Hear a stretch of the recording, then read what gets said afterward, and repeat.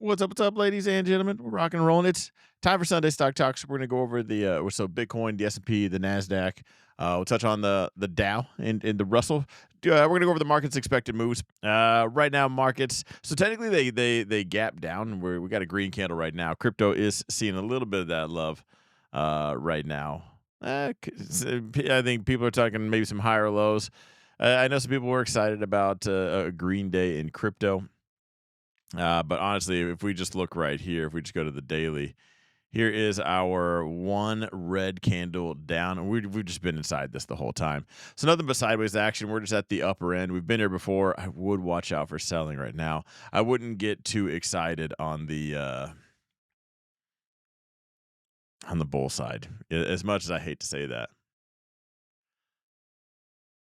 First notice I've seen it in a long time. I'm surprised you even got the notice. I'm not gonna lie. Maybe YouTube's testing things out again.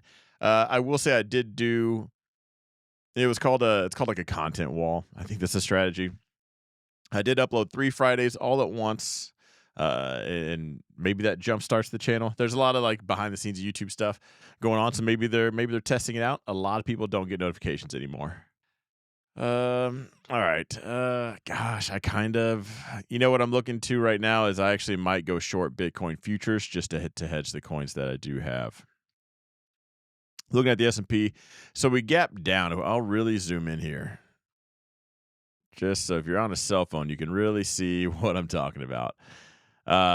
Quite the gap comparison between the last 2 weeks, because we went from here to here. Now that's nothing. This is a normal Sunday minus the green candle we have right now. We've had some volatile Sundays the past few Sundays, most of which, like this candle where we gap from here clean below this zone, we just bounce it right back up. Right now, I do think we are at least headed down to this brighter yellow zone right here. I do think we'll see another bounce. Where I would go short is this zone right here. If it makes it that next zone, I think that would be my short entry. Right now, that's all I would be looking for. So it's cool that we do have some green. So we're gonna go on here. So we used to come in here and do this every week. So we'd go up here 21.10.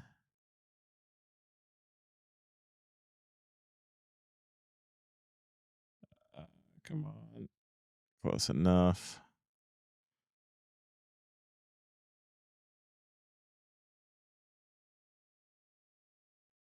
All right, 21. Let's get this 2-point dashed. All right, so again, these are what market makers have priced in for the week, which I gotta say seems a bit smaller. Last week we had, let's say we were quite a bit bigger last week. Man, that's gonna take a. Never mind, that's a pretty decent move. I think so. Without zones, just kind of keeping it all clear, I think getting below this level right here is going to be a pretty tough point. I think we're going to bounce. We'll see a bounce there. See what kind of catalyst can come any further.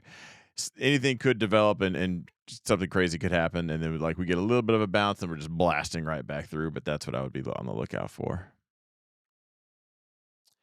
Good to see you again, sir. What a beautiful Sunday it's been. Sunday for me started out at like 67 degrees.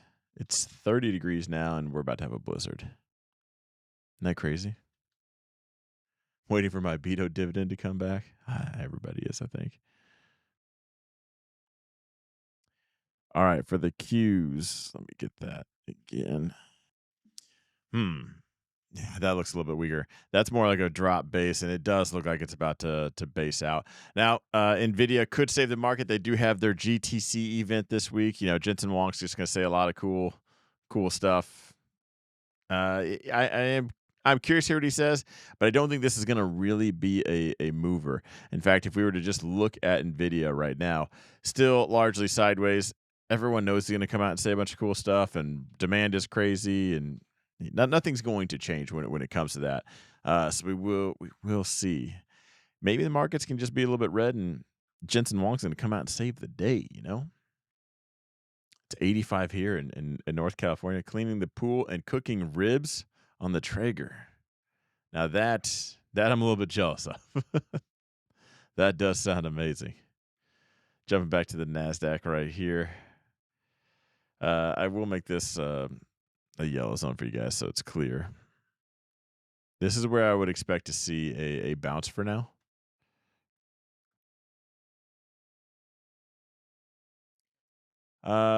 Yeah, I would go short right here. Call this the Ukraine zone, just because it happens to be just right next to each other, the blue and yellow zones.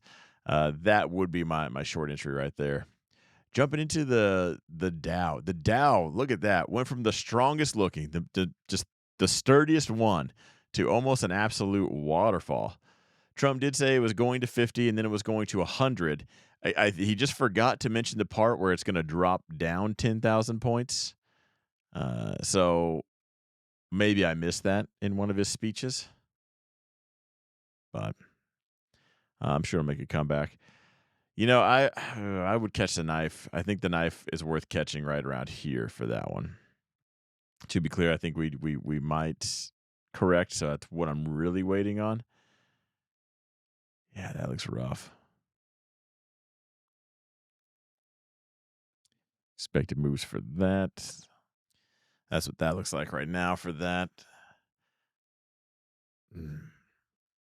All of these, I just keep thinking, are we going to hit one standard deviation down? Because that's going to look bad on all of them. Are we going to have a good. Hang on. Let's go back up here real quick. Let's just talk about let's see what the weekly looks like before we get any further. That's not a good look. I wish I didn't do that. Bears are clearly in control, so we sold off. We gapped down. Bulls absolutely slaughtered. Gap down again. Bulls showed up because they're into that weird thing. They got a little kink, Tried to show up, absolutely slaughtered. Closed at the lows. The weekly looks bearish. The really stupid indicator still says things are getting weak. Jump into the NASDAQ. Really stupid indicator still pointing down. That's just what I call the RSI. That's what it stands for. If you look on Wikipedia, it's going to say relative strength index, but that's like the go woke crowd, Really, it stands for the really stupid indicator. NASDAQ absolutely sideways other than Sunday's open.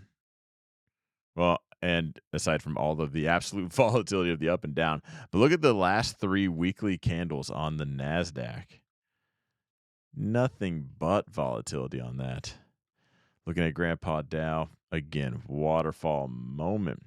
I did talk about the last time we were live. Everyone kept asking, when would I sell everything? That was one of Friday's videos that came out. So if you missed that, go check that out. I couldn't pronounce Iran to save my life, which happened to be half the comments in there.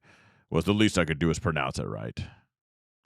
To my reply to some of those comments was, if Michael Burry pronounced housing wrong, would you be more worried about how he pronounced housing or more worried about the warning? Either way, what you could do is, if I'm right and you lose a bunch of money and you didn't listen to me, call like the NASDAQ or something, maybe the options exchange, and ask for your money back and just say, the guy that told you about this, he didn't pronounce Iran right. And so that's why you didn't listen to him. And please call me before you do that so I can, remember the 3-way calls we used to do as kids? I'll be quiet. I'll sit there and mute.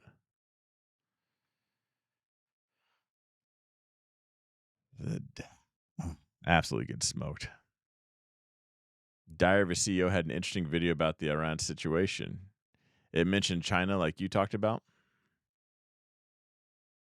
Do you know the title of that? I do like his videos.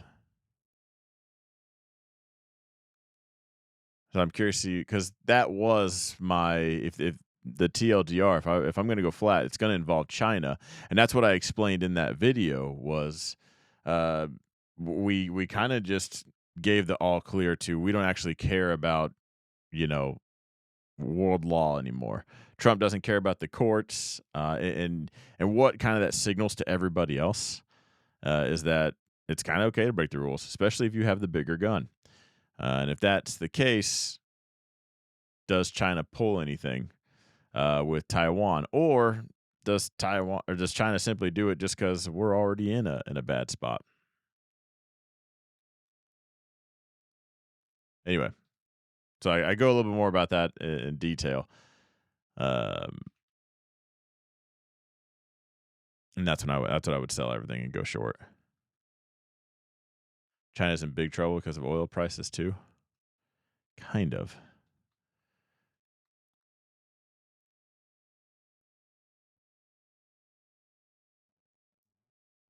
Let's see. The Russell.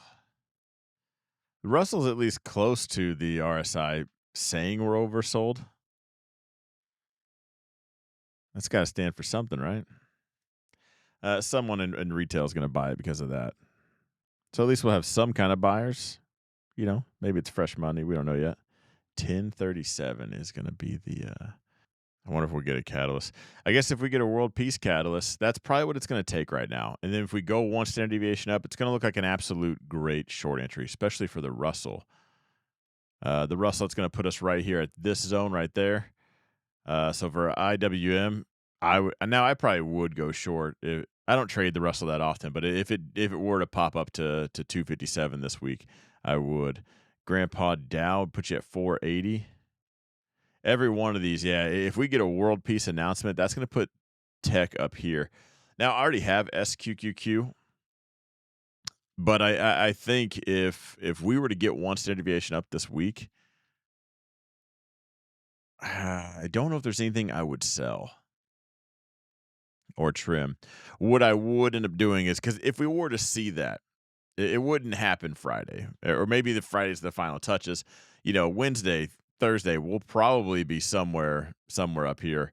We'll be close, and I would probably get pretty aggressive. I typically like to sell like the 20 deltas when it comes to covered calls on things that I do own. So for next Friday, if we were to get one standard deviation up, I think I would probably go 35, 36. It wouldn't have a 4 in it. It'd be the closest number to 40 deltas. That's probably how aggressive I'd be on some tech stuff. Because even if we go to the next week we're up. I'm in management mode for 2 weeks tops. There's no way it's probably going to be sustained or anything. It would have to be world peace and a bunch of war sorries, and then Iran would have to quit saying death to America. At that point, then I'd probably lose some shares. But since Israel's actually pulling the strings on this behind the scenes, they don't like Iran. So I don't think that's going to happen. I feel pretty safe about that. So if we were to go one standard deviation up, I would probably pretty decently go short. I don't know which one I would go short. Tech would be almost easier. One standard deviation up would just put us at the upper end of that horizontal range. The S&P would just be a solid leg up. Oh, man. Send it south. Dead cat bounce incoming. But I thought kind of what I'm thinking is, do we bounce? I mean, futures right now have a little bit of a green candle. Hopefully, if it's going to be a dead cat bounce, hopefully it swallows some rubber or something before. Maybe it died choking on a bouncy ball. We just need to get up. So I will say right now that's kind of what I'm looking at doing. So for this week and kind of what I go over on Sundays is what are my plans. Intraday, I'll probably be long if we were to keep this up. We need to get above this zone right here, though. But yeah, overall, if we get all the way up, I'm close to one standard deviation. I'm gonna go up on the deltas on my covered calls. I have a couple of sold puts. I'd buy back to close. That's normal weekly activity. Why wouldn't you? But then I would look to, because I have June puts on SPY. I have SQQQ. I think at that point, if we go one standard deviation up, it could be pricey. But Friday, I might even just swing a short position on EQ. Maybe instead of one futures contract, I'll go 5 of the micros. One ES contract is actually 10 of the MES, and we could get a violent gap. So since I don't trade with fake money, and I'm not one of those people in those accounts, I'd probably have to break it down and maybe go 5. Let's see, they're not ready to settle. Indices probably somewhat in red Monday. Don't want to go into politics, but Iranians are not happy campers. Iranians. The more I say it, the less I'll start to pronounce it right. There you have it, ladies and gents. So if you're part of the group, if you clicked on the Patreon link and you're there, we got a Zoom session coming on up. I do Zoom Sundays and Thursdays. So if you want to check that all out, be part of the group, check out the Patreon. The whole mess of everything you get with that is you get all my charts. You have everything that I've drawn out, and you can see what I'm buying and selling. Which, shout out to everyone that has been following that and enjoying the hymns money. But anyway, I'm going to wrap it up here. I will see you beautiful people later. Have a good one.